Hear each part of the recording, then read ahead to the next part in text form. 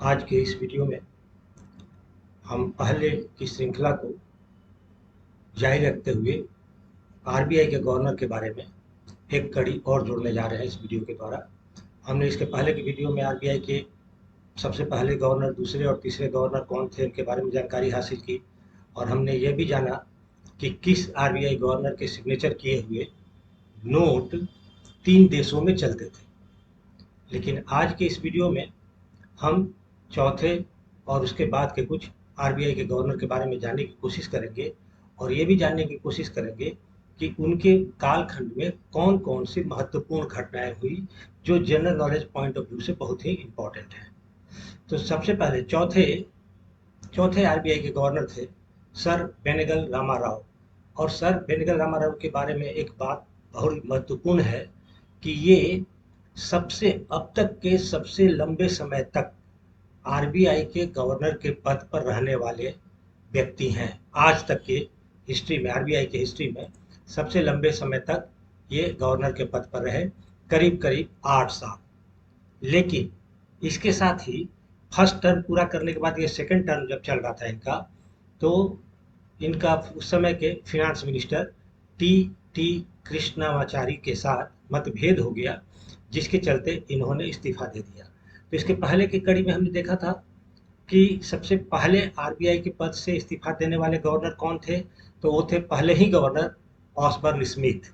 और Osborne Smith का signature किया हुआ कोई भी नोट नहीं है, क्योंकि उन्होंने किसी भारतीय नोट पर साइन किया नहीं था।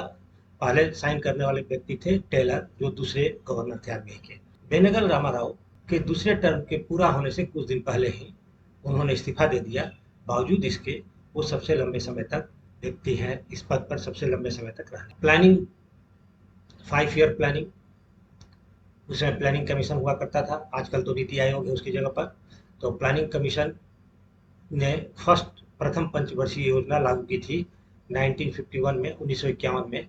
उस समय आरबीआई के गवर्नर बेनेगल रामाराव ही थे और इनके पीरियड में ही ऑल इंडिया रूरल क्रेडिट सर्वे कमेटी का गठन हुआ था और उसी के अनुशंसा पर, उसी के रिकमेंडेशन पर इंपीरियल बैंक ऑफ इंडिया का नाम बदलकर स्टेट बैंक ऑफ इंडिया किया गया और एक एक्ट बना स्टेट बैंक, जिस एक्ट के तहत स्टेट बैंक ऑफ इंडिया की स्थापना हुई 1 जुलाई 1955। अच्छा, एक और महत्वपूर्ण जानकारी, आरबीआई कितने नोट छाप सकता है। तो पहले जो ग्राउंड था वो था proportional reserve system. Proportional reserve system का मतलब हुआ कि जितना आरबीआई के पास है गोल्ड या बुलियन या फॉरेक्स, फॉरेन एक्सचेंज या फॉरेन करेंसी, उसके एक सर्टेन रेशियो में ही वो नोट छाप सकते थे।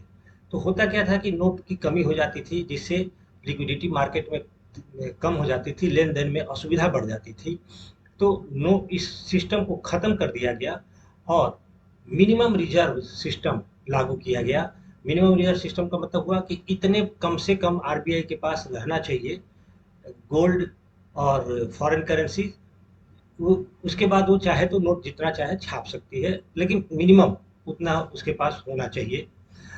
और ये प्रोपोर्शनल रिजर्व सिस्टम में 40% गोल्ड या फॉरेक्स रिजर्व रखना पड़ता था। जितने नोट छापे गए हैं उसके 40% गोल्ड रिजर्व रखना पड़ता था।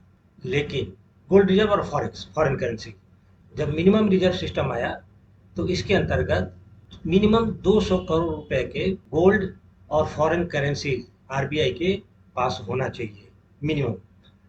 और उसमें भी एक स्थिति ये बनाई गई कि 115 करोड़ है रुपए का तो गोल्ड या गोल्ड बुलियन होना चाहिए और बाकी जो 85 करोड़ है वो हो सकता है फॉरेन करेंसी के रूप। रामाराव के इस्तीफे के बाद थोड़े समय के लिए आरबीआई के गवर्नर बने, इंटरिम गवर्नर बोल सकते हैं, के जी अम्बेगांवकर। और चूंकि कम समय के लिए बने थे तो इनके भी साइन किए हुए नोट अवेलेबल नहीं है। इन्होंने भी किसी नोट पर, भारतीय मुद्रा पर सिग्नेचर नहीं किया, भारतीय नोट पर सिग्नेचर नहीं किया। हाँ, इसके बाद गवर्नर बनकर आए HVR अयंगर। ये करीब 5 साल तक गवर्नर रहे, इन्होंने अपना टर्म पूरा किया।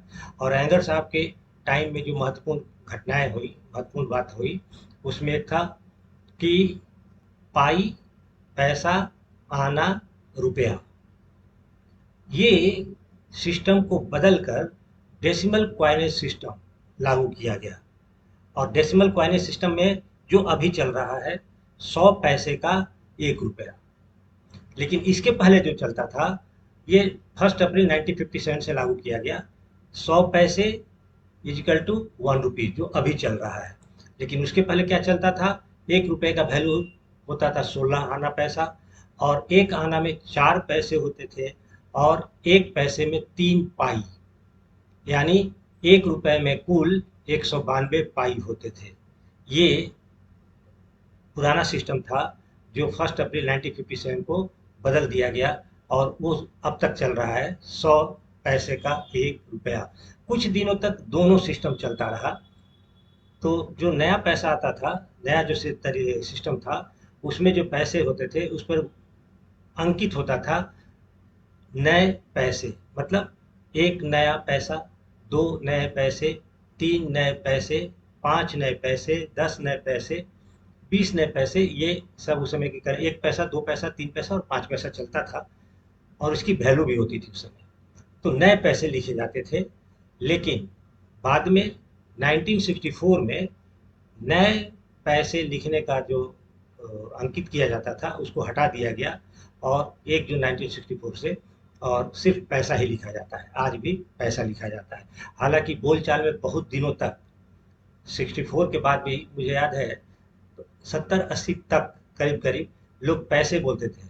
कितना है तो 25 नया पैसा, 20 नए पैसे। नया पैसा पैसे के साथ ऑलरेडी जुड़ा हुआ रहता था, लोगों की जुबान पर चढ़ गया था। लेकिन आज वो सिस्टम खत्म कर दिया गया। पुराना सिस्टम खत्म होकर पूरी तरह से नया सिस्टम अभी चालू है। HBR अयंगर साहब के टाइम पर एक चीज और हुआ, deposit insurance for bank deposits.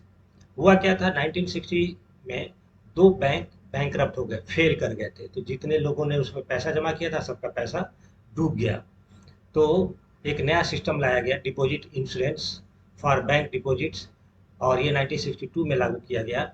और भारत गिने चुने देशों में था उस वक्त जो बैंक डिपॉजिट पर इंश्योरेंस, मतलब बैंक डिपॉजिट का इंश्योरेंस दे रहा था। डिपॉजिट इंश्योरेंस मतलब अगर बैंक फेल भी हो जाता है तो लोगों के पैसे सुरक्षित रहेंगे। ये व्यवस्था की गई, और बहुत कम देशों में ये व्यवस्था थी। 2 बैंक फेल हुए थे, लक्ष्मी बैंक और एक पेलाई बैंक। तो लोगों का विश्वास बैंक के ऊपर बना रहे। तो लोगों का विश्वास बैंक के ऊपर तब बना रहेगा जब उनका पैसा सुरक्षित होगा, और पैसे को सुरक्षित रखने के लिए ही स्कीम लाया गया था। और मॉनेटरी पॉलिसी, मॉनेटरी पॉलिसी मतलब होता क्या है कि आरबीआई के पास बहुत सारे इंस्ट्रूमेंट है, जिन इंस्ट्रूमेंट को यूज करके आरबीआई मार्केट के अंदर पैसे के फ्लो को कंट्रोल करता है, लिक्विडिटी कम करता है या ज़्यादा करता है। तो उसमें एक महत्वपूर्ण है CRR, कैश रिजर्व रेशियो। और कैश रिजर्व रेशियो का इस्तेमाल मॉनेटरी पॉलिसी के अंतर्गत सबसे पहले इनके ही पीरियड में किया गया था, HBR अयंगर साहब के। इसके बाद जो गवर्नर बने वो थे PC भट्टाचार्य, और इनके टाइम पर 3 महत्वपूर्ण वित्तीय संस्थाओं की स्थापना की गई, जिसमें एक है industrial development bank of India, 1964 में इसकी स्थापना हुई, IDBI। दूसरा था unit trust of India, UTI, 1964 में इसकी स्थापना की गई। और एग्रीकल्चरल रीफिनांस 19 कॉरपोरेशन 1963 में जिसकी स्थापना की गई। और डिवैल्यूएशन देखिए 1947 से लेके अभी तक, यानी 1966 तक $1 का वैल्यू होता था 4 रुपये 75 पैसे। लेकिन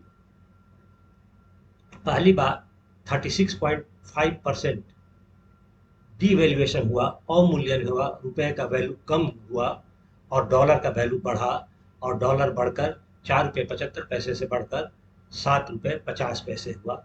और ये एक बहुत बड़ा डेवलपमेंट या बहुत बड़ा चेंज था, क्योंकि डॉलर एकदम स्थिर होता था, मतलब रुपए का वैल्यू डॉलर की तुलना में स्थिर होता था। लेकिन पहली बार 1966 में ऐसी राजनीतिक और आर्थिक परिस्थितियां बनी जिसके चलते रुपए का अवमूल्यन करना पड़ा था। और 4 रुपये, आज के डेट में तो 70-80 रुपये हो गया करीब करीब, लेकिन उस समय भी अवमूल्यन के बाद 7 रुपये 50 पैसे डॉलर, $1 की कीमत थी।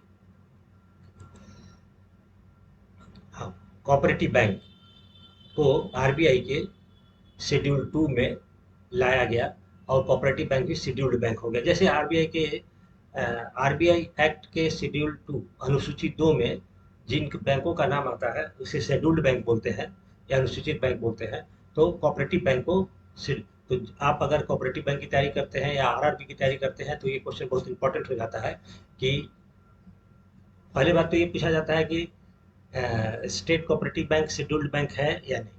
तो यह शेड्यूल्ड बैंक है। और ये शेड्यूल्ड बैंक कब बना? तो 1966 2 जुलाई 1966 को बना। और रीजनल रूरल बैंक तो बाद में है, 75 में है। तो उसके बारे में हम लोग आगे जानकारी। पीसी भट्टाचार्य के बाद जो आरबीआई के गवर्नर बने एल के झा, लक्ष्मीकांत झा, और इनके टाइम पर आरबीआई के असहमति के बावजूद 14 बैंकों का राष्ट्रीयकरण हुआ, नेशनलाइजेशन हुआ 1969 में। और उस समय इंदिरा गांधी प्राइम मिनिस्टर थी। इनके टाइम पर लीड बैंक की भी स्थापना हुई। लीड बैंक का मतलब हुआ जब राष्ट्रीयकरण हो गया तो बैंक आसानी से लोन दे पाए, किसानों को या एमएससी को लोन मिल सके। इसके लिए जितने भी नेशनलाइज्ड बैंक थे उनको अलग अलग जिले दिए गए। उन जिलों में लोन की व्यवस्था इन बैंकों की जिम्मेदारी थी। कोऑपरेटिव बैंक को लोन देना या दूसरे बैंकों के थ्रू लोन प्रोवाइड कराने का जिम्मेवारी होता था लीड बैंक को, जिसे लीडर बैंक बोला जाता था। उस जिले का वो लीडर बैंक हुआ और सारे बैंक को वही फंड प्रोवाइड करता था, उसी के थ्रू पैसा जाता था और लोन देने के लिए, रूरल क्रेडिट फैसिलिटी को बढ़ाने के लिए। एग्रीकल्चरल क्रेडिट बोर्ड की भी स्थापना इनके टाइम पर हुई थी। एल के झा साहब अपना टर्म पूरा नहीं कर पाए और 1970 में उनको यूएसए का एम्बेसडर बनाकर भेज दिया गया। और इसके बाद के गवर्नर की जानकारी हम लेकर नेक्स्ट वीडियो में आएंगे। Thank you and best wishes.